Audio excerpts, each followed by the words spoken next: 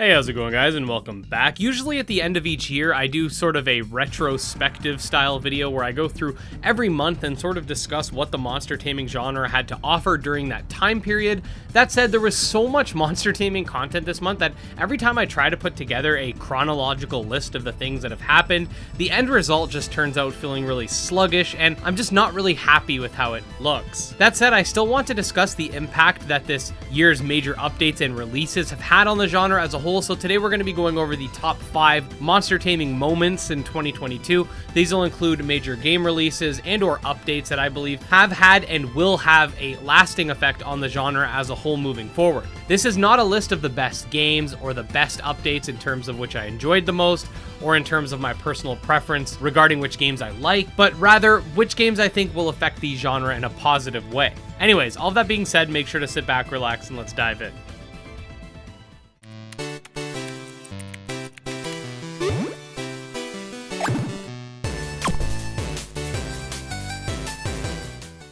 Okay, so first off, I want to start with an honorable mention because I feel like this wouldn't really be fair for me to include on my list since it's something that I put together, but obviously the Monster Taming Direct was probably the biggest generalist monster taming event this year. Sure, titles that have much higher profiles have released, like the Pokemon games, for example, the various Palworld trailers, etc., but this was the biggest sort of unified presentation for monster taming games probably ever since the genre is so niche. That said, just because that's the case, it doesn't necessarily mean that it was the biggest moment, nor do I feel comfortable including it somewhere on this list because obviously I'm going to have a lot of bias. Anyways, without further ado, let's jump into number 5. So starting things off, we have the release of Temtem. Now, Temtem is likely one of the highest sold on this list. However, again, sales and popularity for the individual game don't necessarily reflect an increase in popularity or notoriety for the genre necessarily, but they can definitely correlate. That said, the release of Temtem, while a massive milestone for my channel, is something that has already been known about for the last couple years when it came out in early access, and in many ways acted as one of the few catalysts that got the genre more attention in the first place. Its release showed people that you can have games that play very much like Pokemon that aren't Pokemon, and Game Freak or the Pokemon Company or whatever will not try to take down or sue anyone over this, because if you guys don't remember, back before Temtem came out, leading up to its launch, a lot of people would go on about how Pokemon's gonna sue them, and I see those types of comments still to this day, but they're much smaller in numbers than they used to be. The reason this isn't higher on my list is because I think that Temtem did most of its work in terms of giving more notoriety to the genre back in 2020, and while still very significant, I feel as though its release more so reiterated upon itself more than anything else.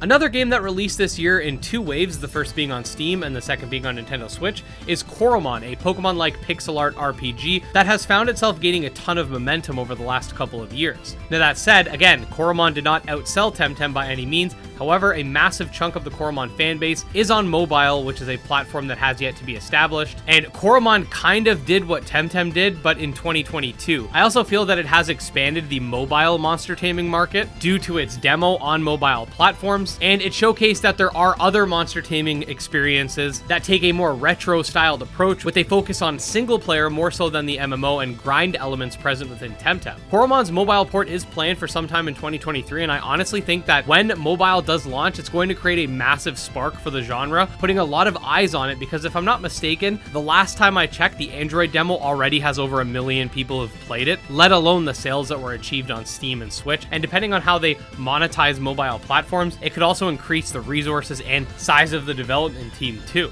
We also know that the Coromon developers are planning on sticking with monster taming games, whereas the Temtem developers, while I'm sure they'll support Temtem for the next few years, haven't really made a concrete statement about whether or not their future will be within the genre itself, because as you may or may not know, their previous game had nothing to do with monster taming.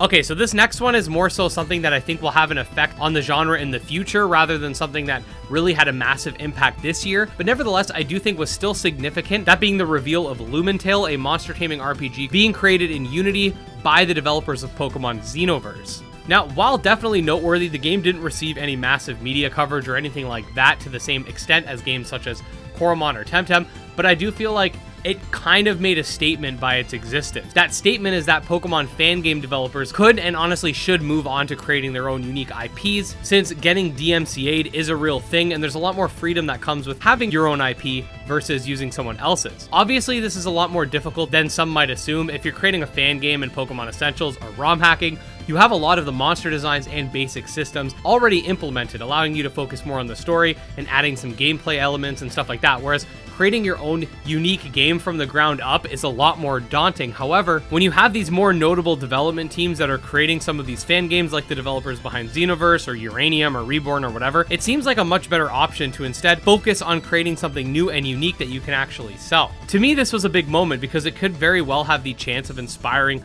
other Pokemon fan game developers to take their talents into the monster taming scene, and I really think that this could inspire a lot of change regarding the whole anything that's a monster taming game that isn't Pokemon is just a ripoff or a clone or whatever, because a lot of fans of these Pokemon fan games, like Pokemon Xenoverse, would want to try to give these new games a try since they're from developers of these games that they already enjoy. We see a lot of Roblox fan games that are also converting and doing something similar, but I think if any game is going to have the chance to really inspire that type of change in the genre, it would be from a non-Roblox platform, since there is a lot of stigma that goes alongside Roblox, and those types of games are a lot more limited.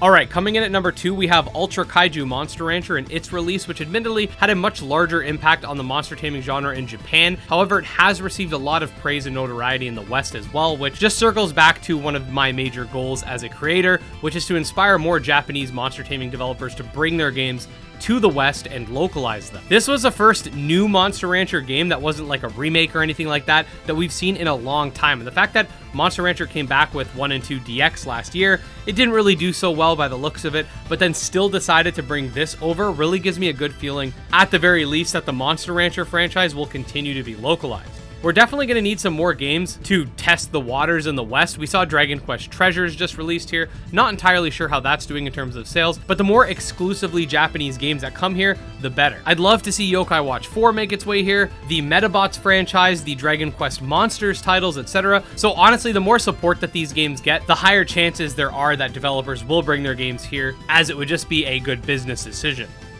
Finally, coming in at number 1 is Digimon. I was originally going to pinpoint a specific Digimon-related thing that happened this year, but honestly, it's been kind of crazy all around. Digimon Con happened in February, and even though it did have some controversy regarding the video game side of things, not showing off too much gameplay for Survive and not showing off anything for the upcoming Digimon story title, the franchise as a whole has really seen a bump in Western notoriety, whether it be from the aforementioned Digimon Con, the release of Digimon Survive, whether or not you liked it, the game did really well, especially for a visual novel game, the fact that there are multiple Digimon games in the works now, the announcement of Digimon World Next Order being ported to Switch, the growth of the card games or the Vital bracelets or whatever. All I have to say is that Digimon has really recaptured a lot of its older fans in the past year, and I'm honestly one of them. I'm someone who really enjoyed the Digimon anime for what it was back in the late 90s, early 2000s, but ended up falling off due to the franchise kind of feeling like it didn't have a concrete sense of direction and being a little bit all over the place with its video games. But after playing Survive, I'm now going back and playing a lot of the games that I frankly missed out on as a kid, and while I don't necessarily like every Digimon game I've tried so far, I'm definitely finding ones that are a lot of fun. And I don't know about you guys, but I feel like Digimon has a few factors with its franchise that will actually allow it to push the monster taming genre like no other.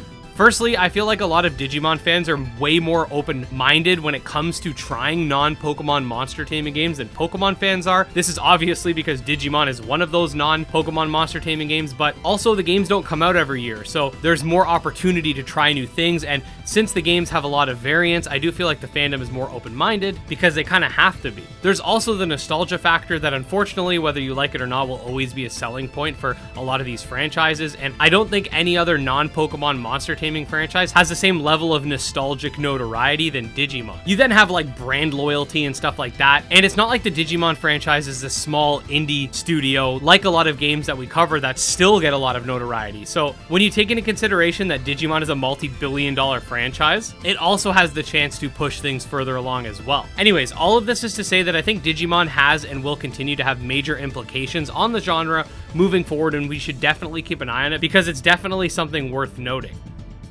But yeah, there you go, guys. Those are my top 5 monster taming developments or moments in 2022. I know a retrospective kind of hits different than one of these types of videos, but I couldn't get the retrospective style video to just feel right this time around. I felt like this was a more effective way to point out which games had major impacts on the genre, rather than going through every game that had released and had a small update, whether or not that had any impact at all. That said, do stay tuned for tomorrow because I do have a reverse retrospective, I guess you could say, going over all of the major upcoming updates in 2023, which should get you pretty hyped hyped for the year in general. With all that being said, definitely make sure to like and subscribe to stay up to date on all things monster taming. You can check out my Discord, my Twitter, my Patreon, all links below. Special thanks to the patrons, especially Jim Hamilton, Dro Ghost, Dark Persona, and Exodus, and I'll see you guys next time.